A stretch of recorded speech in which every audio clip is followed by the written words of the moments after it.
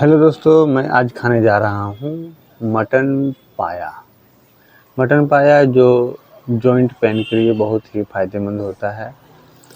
आप भी सप्ताह में एक दिन मटन पाया ज़रूर खाएं और उसका जो जूस होता है उसे ज़रूर पिएं, क्योंकि सारा का सारा जो भी उसमें कैल्शियम होता है सारा उसी जूस में होता है। तो मैं खाऊंगा आज रोटी के साथ में, जो बहुत टेस्टी है। तो चलिए इसे बनाया कैसे जाता है उसका प्रोसेस मैं आपको बताता हूँ। सबसे पहले मैंने 8 पीस रोफ मटन पाया लाया, यानी गोड़ी, और पानी को उबलने के लिए रख दिया। अब लिया मैंने एक चाकू।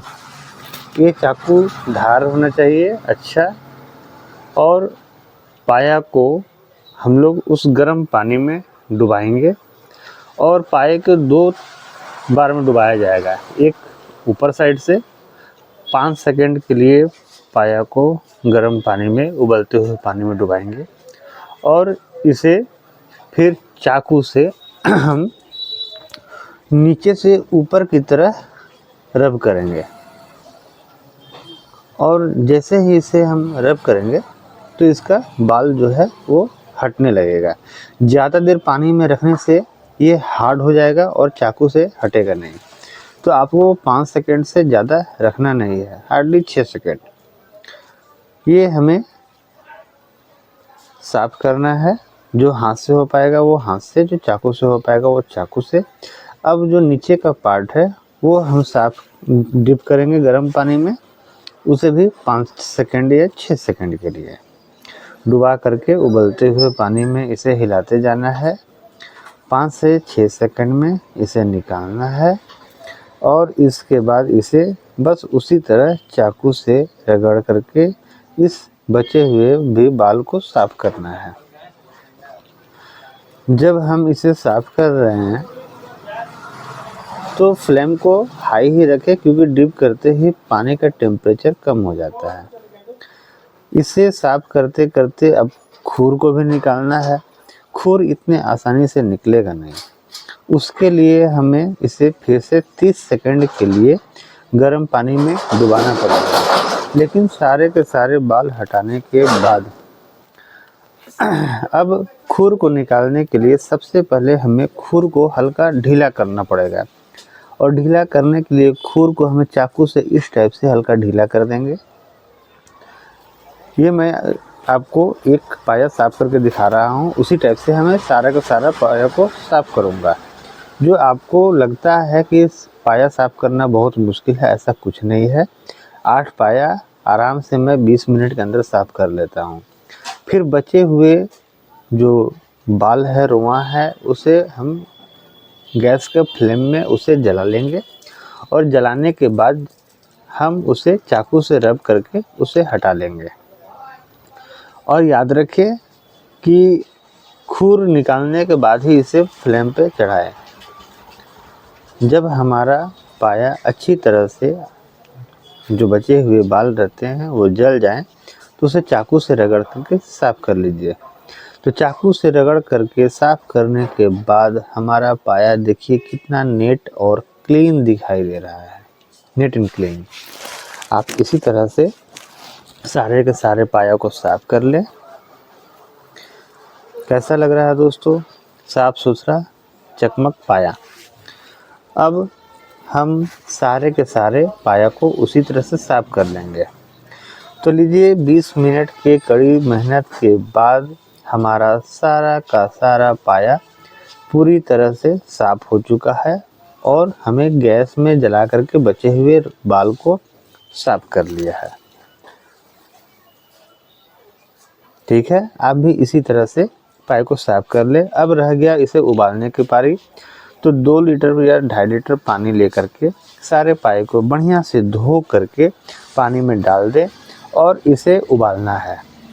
उबालते समय गैस का जो फ्लेम है वो हाई रखेंगे और इसमें हम लोग डालेंगे थोड़ी सी, गैस जला ली हम लोग, गैस पर कुकर को चढ़ा दिए। अब इसमें डालना है थोड़ा सा हल्दी और टेस्ट के अनुसार नमक। देखिए हमारा पाया पूरी तरह पानी में डूबा हुआ है, तो हम लोग हल्दी डाल लेते हैं बस कलर आने के लिए, और स्वाद के अनुसार नमक 1 चम्मच, और थोड़ा सा बस स्वाद के लिए, और हाई फ्लेम पर इसे ढक्कन को लगा देना है। पहली सीटी आने के बाद हमें इसे 35 मिनट के लिए लो फ्लेम पे छोड़ देना है। 35 मिनट तक हमारा फ्लेम इसी तरह जलते रहेगा, और याद रखें इसे बंद नहीं करना है। पहली सीटी आने के बाद 35 मिनट के लिए लो फ्लेम पर छोड़ दीजिए, और उसके बीच में हमें मसाला तैयार करना होगा। तो खैर मसाला तो मैं आपको बनाते हुए नहीं दिखा पाया, लेकिन मैं बता देता हूँ कि मसाला में हमने डाला क्या क्या है। तेल लेकर के उसमें 2 मीडियम साइज़ का प्याज को महीन कटिंग करके उसमें डाला, अदरक लहसुन का पेस्ट, थोड़ा सा काली मिर्च, थोड़ा सा जीरा, हरा मिर्च का पेस्ट, और धनिया, मटन मसाला, गरम मसाला, ये सब डाल करके इसे अच्छी तरह से भून लिया हूँ।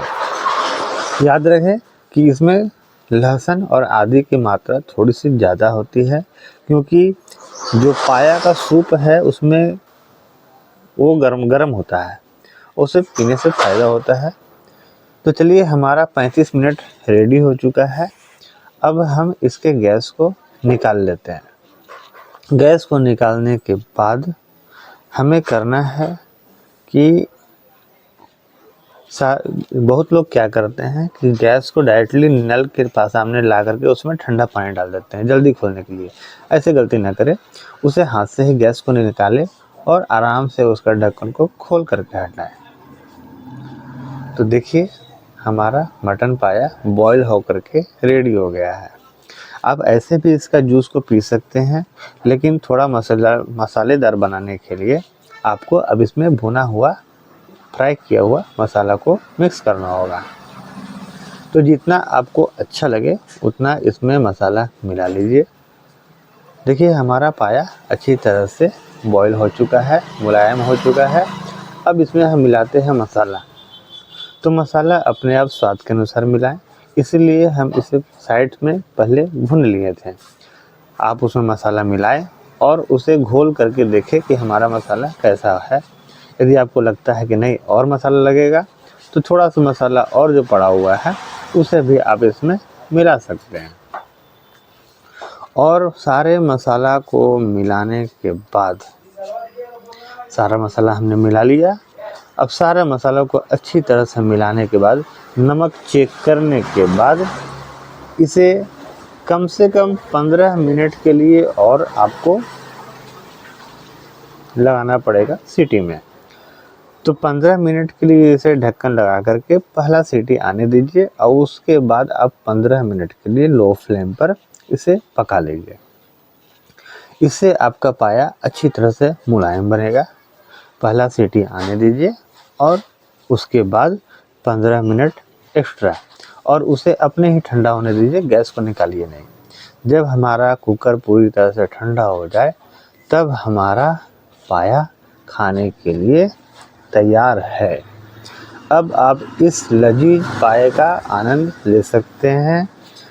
इस पाए में आपको सारे के सारे कैल्शियम और जो भी इसके जो सूप है वो आपको ठंडे के दिनों में बहुत गर्मी देगी।